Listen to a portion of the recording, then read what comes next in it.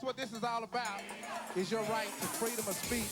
What made America great is an independent, vigorous press. If a jerk burns a flag, America is not threatened. Political speech is the heart of the First Amendment. For expressing their religious beliefs. Now is the time to make justice a reality for all of God's children. Welcome to Speaking Freely, a weekly conversation about the First Amendment and free expression. I'm Ken Paulson, the Executive Director of the First Amendment Center, and this is a special edition of the program in recognition of Banned Books Week. It features three very special guests. They include Judy Blume, one of this country's most popular and most frequently censored authors, Carolivia Herron, whose critically acclaimed book, Nappy Hair, was challenged in a Brooklyn school, and Cammie Mannino, a bookseller who took a stand against censorship. Welcome to all of you. I have to begin with Judy. You know, there are these lists every year about the most banned books. Each and every year, you're in the top 5. You're sort of the Beatles of banned books. How did you attain this status, and what are you doing wrong? Uh-oh. You know, you're asking the wrong person.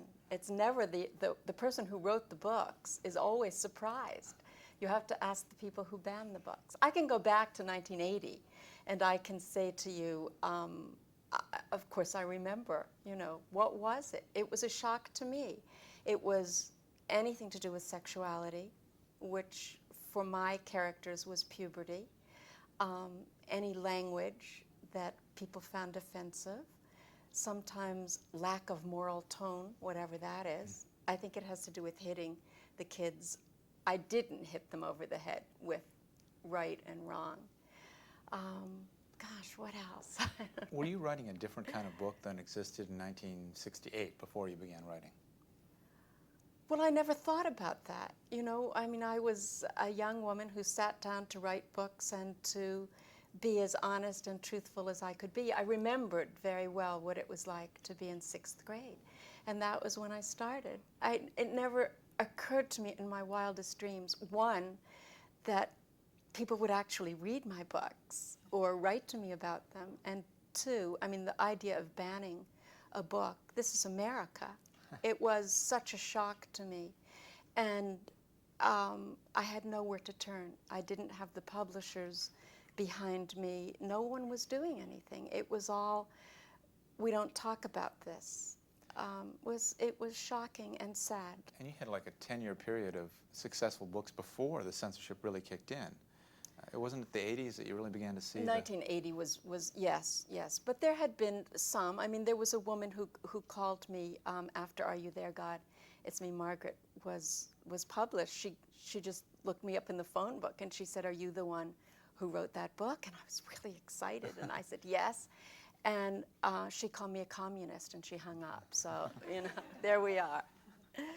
Well, your experiences were markedly different from the experiences surrounding a book called Nappy Hair. And we've got a copy of it here because this author was under attack, but more directly, a teacher was under attack. Yes.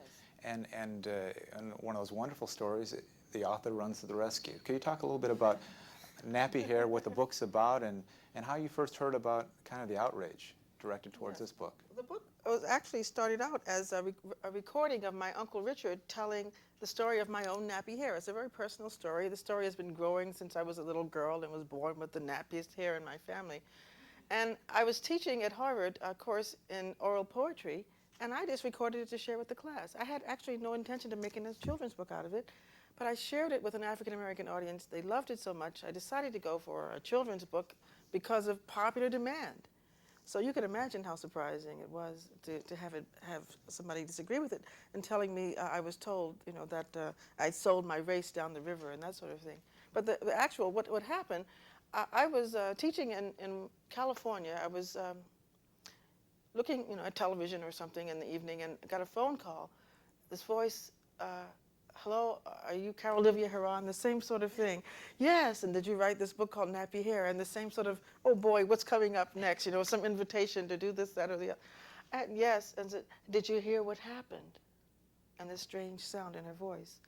It was Ruth Sherman, the teacher, the white teacher who had been chased out of the classroom for reading this book to her class of African American and Latino children. She had shared the book in September.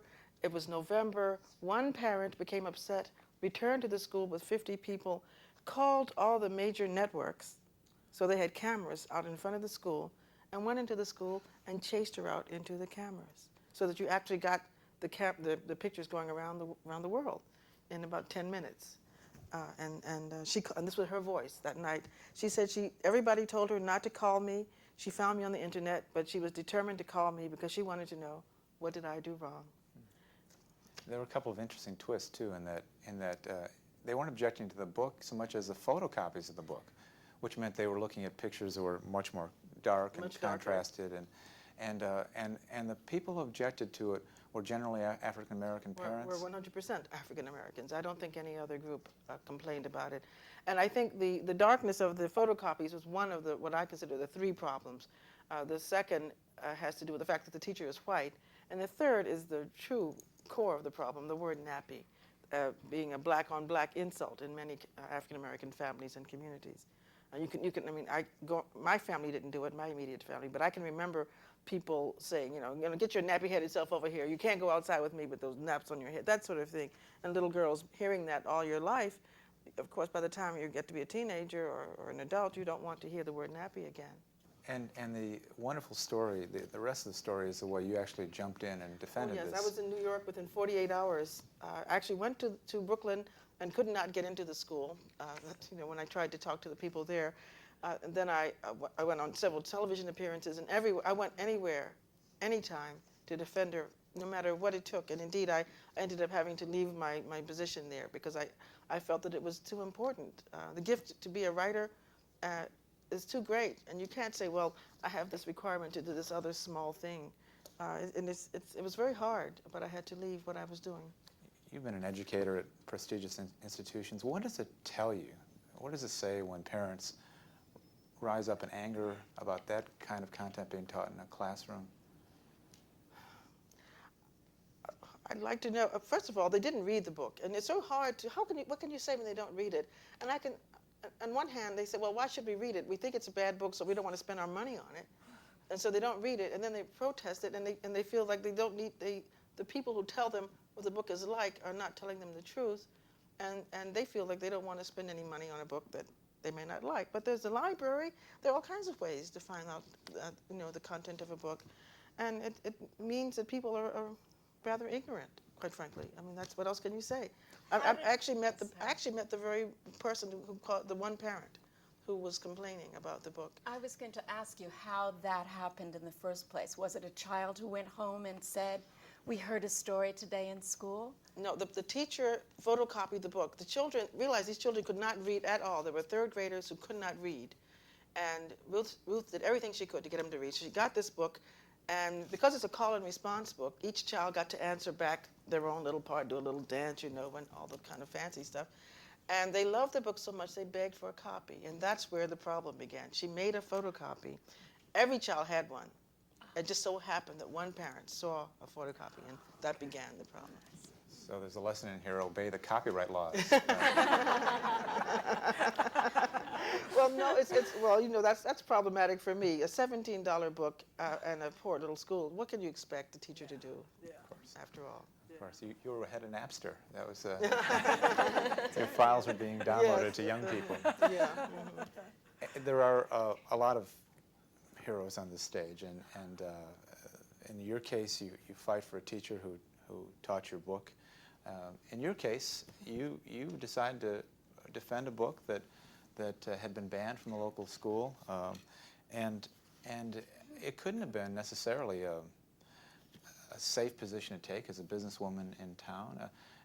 How does a bookseller get involved in defending a book? Well, it was kind of an interesting way. What was happening was that a teacher in the 7th grade, teaching 7th grade English and Social Studies, was using the book Shabanu by Suzanne Fisher-Staples, a Newbery Honor book, to teach to 7th graders who were doing a unit on the Near East. And 90 children read the book, and it was a very successful book. She was very imaginative, very strong teacher. And one parent objected to the book. Page 223, you know how that goes, had a reference on it to something vaguely sexual that made her she said made her daughter uncomfortable. She was making her daughter read the book aloud to her in the 7th grade, which was a little unusual. When the book was, when she protested to the principal basically panicked and caved. And instead of following the procedures that the school district had at one time set up for dealing with contested books, she began passing the book around to colleagues and friends at the central office, you know, and saying, would you read page 223 and what should I do about it? And nasty phone calls started coming into the teacher, et cetera. And at 5 minutes to 8 in the morning, the teacher would get these threatening phone calls saying, we're going to do something about you because you're teaching pornography. And what happened ultimately, the way I found out about, was first I got a phone call from the school district with a very strange abstract question, which was, is it legal to rip pages out of a book? And I said, well, there is the First Amendment. That's one law that I think would apply, but basically it's an ethics issue. And I heard this in a kind of an abstract way, and I didn't know what book it was about at the time. They also asked me whether I thought it was a good idea to they had a book that was controversial, and they thought maybe they just wouldn't have the children read the ending, and then they would sort of imagine their own ending to the book. And I didn't think that was going to be educationally very sound. And that was the last I heard about. Well, during the summer, the teacher came to me and said, I need a book to teach to 7th graders about the Near East. And I said, what about Shabanu, Daughter of the Wind? And she said, well, let me tell you about Shabanu, Daughter of the Wind. And that's how I found out that the book had been censored. So at that point, I began like a 2-year campaign to wear down the school administration until they finally got so sick of me that they finally ended up putting the book back in the curriculum. And it was quite a process. At the end of it, the author, Suzanne Fisher-Staples, who has her book censored like Judy's all the time, I emailed her to tell her that it was back in the curriculum, and she wrote me this wonderful email in which she said, I'm weeping into my computer because this is the first time I have ever had any of my books reinstated in a curriculum after being censored. I have a question for you. I can understand that you went to battle because of one line that offended one person, but there's also been criticism of the book from the Islamic community. Yes, I've addressed that too, actually. As being a stereotype. If that had been the criticism, would you have fought with less vigor? No, because I think I could have answered that. I think that what happens when there's a bunch of things that happen when a book gets challenged that way. What I would do and what I have done actually in the process of this thing that I did with the schools was I talked to Suzanne Fisher-Staples about that criticism and to see what she would say. And her answer was I think, applicable in so many situations. She said, this is not a book about Islam. This is not a book about Muslims. This is a book about one family in one small culture in the Cholistan Desert in Pakistan. And it can't be used to teach about all Muslims or all people of Pakistan even. And she said that's true of every author. Every author is writing about one family. And they're just like Carolivia's book. It's one family and their experience. And it's not meant, it certainly has universal meaning, but it's not supposed, it's a story that's meant to tell the story of that family. And I learned a lot from Suzanne listening and thinking about that I maybe have made the mistake in the past too of recommending books without thinking that I was trying to generalize too much about what it could teach. But she said to say that this book is a book about the Muslim world, for instance, would be to say that Faulkner is the only example of America that we can get from American literature. That speaks for every American. It doesn't. It speaks for a culture within America, a language within America, a part of America, but it doesn't. It is not pretending to speak for the American culture. Or she said, imagine if we said that Faulkner represented all Christians because it so happened that the people in his book happened to be Christian people. It's a family. It's a story. As a bookseller, what happens when a book is challenged? Does that sell more copies or fewer? Well, in this case, it didn't have any impact. I would imagine that it would, in general, it would sell more, would be my guess, and I'm sure Carolivia would know. Yeah, that was certainly the case with your book. I mean, people came in immediately. I had copies, hooray, hooray. But people came in right away asking for it, who I don't think knew about it before. So how many copies before the controversy and how many afterwards? It sold 13,000 copies a day before the controversy, which was in late November, and on January 1st, it was up to 100,000. And that really reinforces Carolivia. Astonishing. Yeah, hooray, hooray, yes. Every country has its own Siberia, and that's our Siberia. Yeah.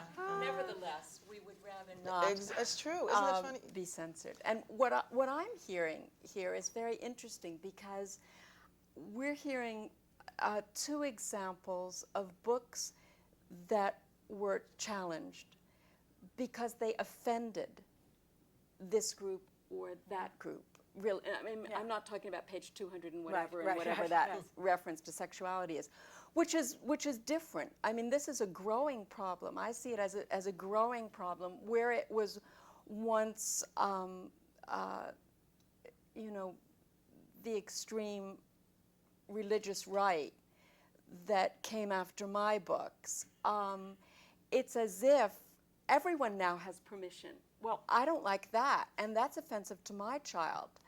And so it's instead of going away, it's really growing, and it's coming from all sides now, which is a difference. When we talk about censorship and that causes sales, that probably is not the case with somebody like yourself, established author. People sort of know what they'll get, and in fact, I would think there'd be some pressure to publish a safe Judy Blume book. That you know, is there ever a temptation to self-censor?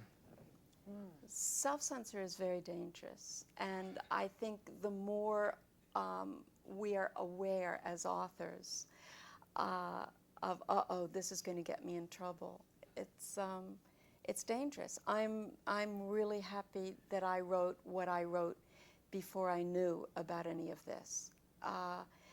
But I certainly had the experience of being asked on several occasions, two that I can think of taking something out of a book by a beloved editor. And what'd you do?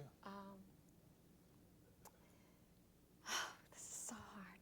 The first time I did it, and I felt so awful about it, and I still do to this day, because I knew that it was right, emotionally right for my character. The second time, it was one word, and I could have changed that one word.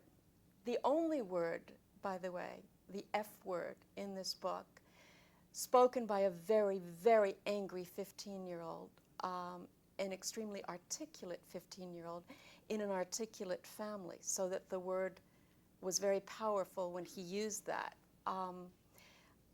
I was told that if I changed that word, I wouldn't lose all the book club sales. You talk about more sales. No, no, no, it's less sales, because the book clubs will not touch your book. One word, if I changed it to another word that started with F, no problem. I don't know what we're supposed to say here, we're on camera. And I thought about it, I looked it up in the dictionary, a meaningless word, intensifier is what it said. I talked to my grown son. I said, I don't know what to do. And he said, you are Judy Blume. You stand for honesty and truth. How could you even consider changing it? And so I didn't, and so we lost all the book club sales. And it was mentioned in reviews, in school journals, so that teachers would know if they ordered this book, there was a word in it. It boggles the mind. Very expensive that word. This is where we are. And this is a more recently published book than some of the others.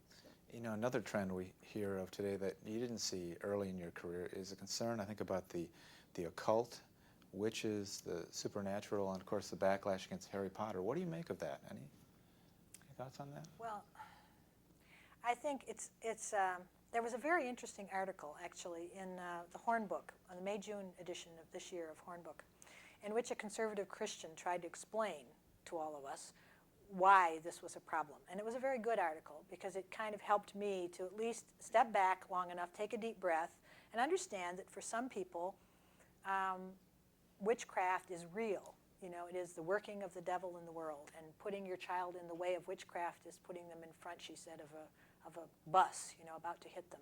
I think that was a good, useful article, and she did it in a very calm voice. But I think what the problem is that we don't have people at the front lines, and this includes publishers, booksellers, librarians. We don't have enough people in the front lines who will say, well, fine, your child, we will make sure that your child does not read that book. But there are a lot of children for whom that literature is wonderfully feeding and wonderfully creative. And Harry Potter has been, in so many ways, and just a, well, I've said it before, just a golden chance for us to talk to children about the First Amendment, because they love the book in a deep, you know, passionate kind of way that makes them understand how important it is to have that feeding. I think Madeleine L'Engle has talked about this many times, because she certainly experienced it years ago with Wrinkle in Time. Same thing, a kind of backlash against fantasy. And there are people for whom that is a problem, but the problem is that they want the rest of us to adhere to the same worldview. That's where it becomes problematical. For years, it's been long, long, long before Harry Potter. I would go out and speak about the 3 S's. It was sexuality, swear words, and Satan. And that's been true for a very long time. People would choose to ban books. Satan's been there. The other issue beyond the 3 S's, I think, is an issue about, well, sensitivity, a fourth, in that your book raised concerns among African American parents who thought it was stereotypical. We also see a book like Huckleberry Finn being banned because of a racial epithet. What's your take on that? Oh boy, what a mess we get into with all those. I have a final paper by one of my students in Chico who loves this book, Nappy Hair, telling how wonderful this book is and how can people love a book like Huckleberry Finn and teach that when there's a book like Nappy Hair to look at. And the very same sentences where he's saying he has the right to have this book, saying we shouldn't have the right for Huckleberry Finn.